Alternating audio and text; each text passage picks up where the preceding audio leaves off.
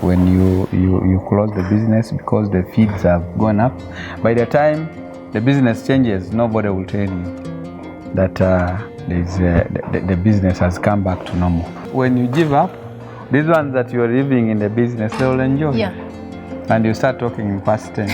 When we came in COVID, we thought we are going to collapse and die maybe completely, but we came out of it. We are now here. Moving. I was telling people last time that the people who are thriving in poultry right now, these are people who started poultry before the COVID. Yeah, before the COVID. Today I'm at Jeka for a specific reason, and I'm just going to echo your voice on the issue of feeds. From my interactions with farmers, I've discovered there is one big challenge which hasn't been solved, and no one has had an honest opinion about it. So now that I'm in Jeka's store, feed store, I know he's going to give us an honest statement about feeds, because as we all know, it carries the biggest and it's discouraging most of the farmers, Mr. Basangwa, especially the small farmers. I know you were a small farmer once, and you know what it means to be earning small profit margins. So I just want you to have an honest opinion about feeds.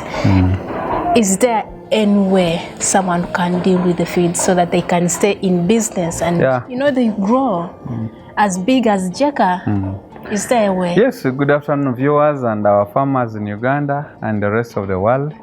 Thank you so much for visiting us and for bringing interesting topic about the feed.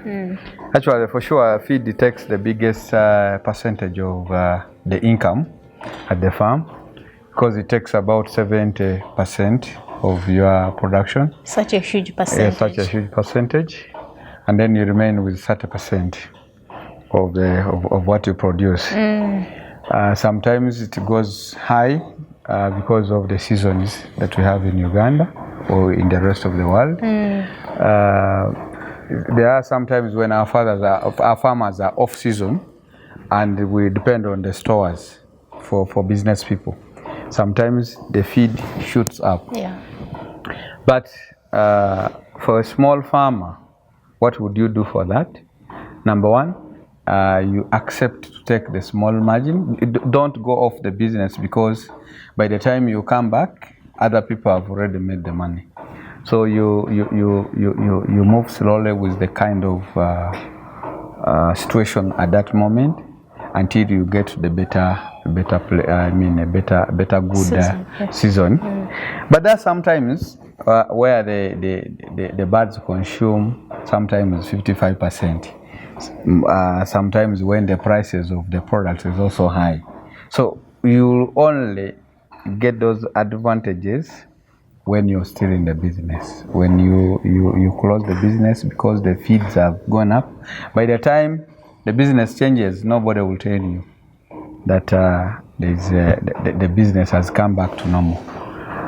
But what I advise is that people to look for ways of using maybe cheaper feeds. Like some people go for 5%, which is sometimes cheaper. 10% is also cheaper. But the biggest problem with those ones that I've mentioned is that you collect a lot of local materials to use. And sometimes those materials are also scarce in the market. But there are sometimes also when the farmers get an advantage that the feeds the prices go low more so during the season time, and the products that they are producing, the eggs, go up. So farmers don't want to tell us that, but sometimes it's also there. So the issue is that you accept the reality that there are good times and bad times. When we are moving in terms of development, we always find the hills and the slopes. When you find a slope, you relax, enjoy. When you find a hill, you climb it slowly, not too much. You climb it slowly until you get to the top and then start sloping. So I always advise farmers not to get out of the business because of one time high price of feeds. What you do is that you persist until you get out of it and you reach better times. But all businesses are like that. There are times when people are making money. There are times when people are not making money. Not only in poultry, but even other things. Dairy, those who are selling clothes, those who are selling shoes. You can ask them. There are times when they make money. Sometimes they don't make money. But business is like that. So when you find that the prices of feed is high, please move slowly until you get the best. And look for ways of minimizing a lot of cost. And then you move on. Take an example. If you have been making a half a ton, maybe you can make a ton once, such that you minimize some of the costs, maybe transportation, maybe time and what, until you get where you want to go. But I don't advise you to stop the business. Okay. When we came in COVID, we thought we are going to collapse and die maybe completely, but we came out of it. We are now here. Moving. I was telling people last time that the people who are thriving in poultry right now, these are people who started poultry before the COVID. Yeah, before the COVID. It looks like it made you stronger. Yes, for me, I was here. I told my wife that let us keep all the staff. We should not send them away.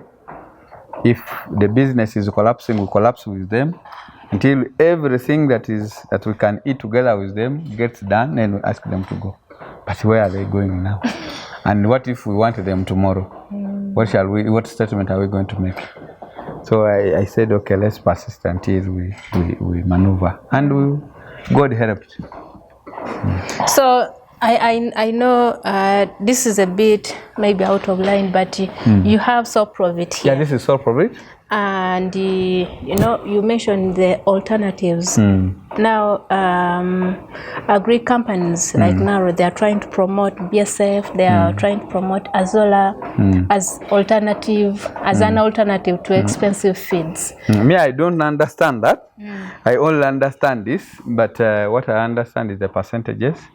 That for Solprovit we have 5% and we have 10%, which brings down a bit the cost.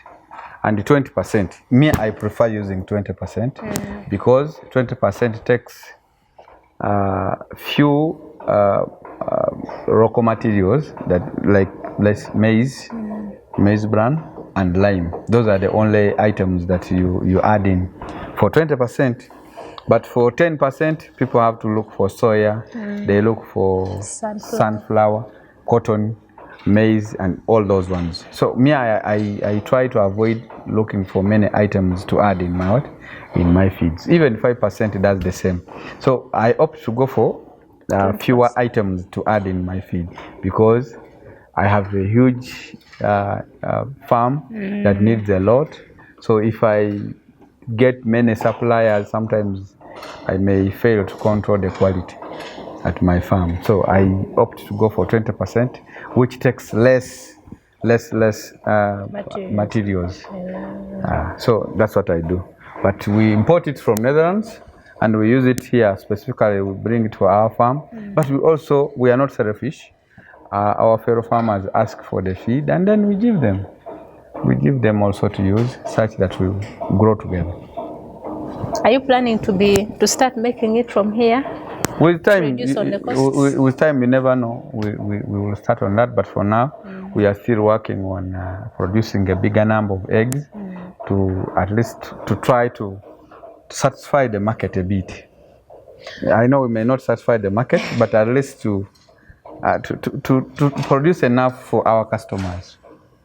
So in conclusion, what's your statement about feeds? Like I told you in the beginning, feed takes the biggest part of what you produce. The only way is to keep your numbers well, to know how you play the cards with the feeds. If the feeds, the prices are high, they will not be high forever. They will come down. You have to be consistent. Don't change the formulas because you want to earn something. When you change the quality of the feed, then you're doing bad to your farm. So you do the right thing until you get to the better position of when the prices of the feeds come down. The prices, you know there is fluctuation of prices always. The feed will not be high forever. It will somewhere come down. a bit. I told you what the causes of high, what changes, I mean, what brings the price of feeds to go up is sometimes when off season. When the farmers are not harvesting maize, there will be the maize in the market will be less, and then business people tend to, when the demand is high, of course the price goes up. True. Maize bran also goes up. Soya always goes up during the off season. So but another thing you can do, if you have money, you can stock for your farm and then use it during the off-season time. But sometimes we don't have money to do that. Stock. So but we also don't have proper storages. Yes, or sometimes, yeah. The other day I had here some farmers who are telling me their biggest problem is storage, and storage is also investment. So, you look at things and weigh. Do you need production or do you need to stock something like that?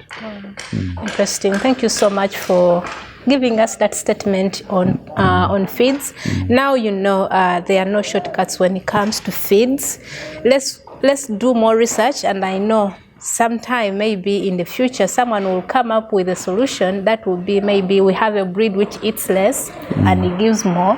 Maybe with time. Oh, we have a replacement maize, but with the concentrates, I think that's the best. The best. Yes, yeah. So another thing that I can, the message I can give to our farmers, don't give up because the price of feed has gone up. You look at what those other farmers are using, and then you continue. Because when you give up, these ones that you are living in the business, they will enjoy. Yeah. And you start talking in past tense. That I was also a farmer, but now you see, don't give up. Things, in development, it's not a flat terrain. It's always having, you climb and slope, climbing and slope. So when you reach that climbing, climb it with a lot of tactics until you get done. Okay. I thank you so much for watching us. I thank you so much for loving Mr. Basangwa Johnson and Jeka as our farm. Please, if you want to visit us, come and visit. Come and consult, move with us, subscribe to the channel. Yeah, because he's going to be on the channel. Yes. Over and over. I told you we're developing series and we have started on the journey. So the Solprovit is here. You can find it everywhere. Yeah, it is in Kampala, it is in Mukono, it is in Jinja, it is in Ruero, and we are soon opening up for Western Uganda. Yeah. And in many other places. And the organic fertilizer. Fertilizer as well. We have it here. We are bringing a better machine to make fertilizers, and we will bring it to the market for people. Inshallah. So there is a lot you can expect when I am with Jeka. So don't go away. Just make sure you have subscribed, and of course always give us a like for our efforts. All right, until next time. I know you are always asking for Mr. Basangwa's number. That number is very expensive. They want to know the number. They want to know your number. They should contact you. Exactly. They come in the inbox and you tell them the number. Exactly. All right. Thank you so much and have a good evening. Good evening.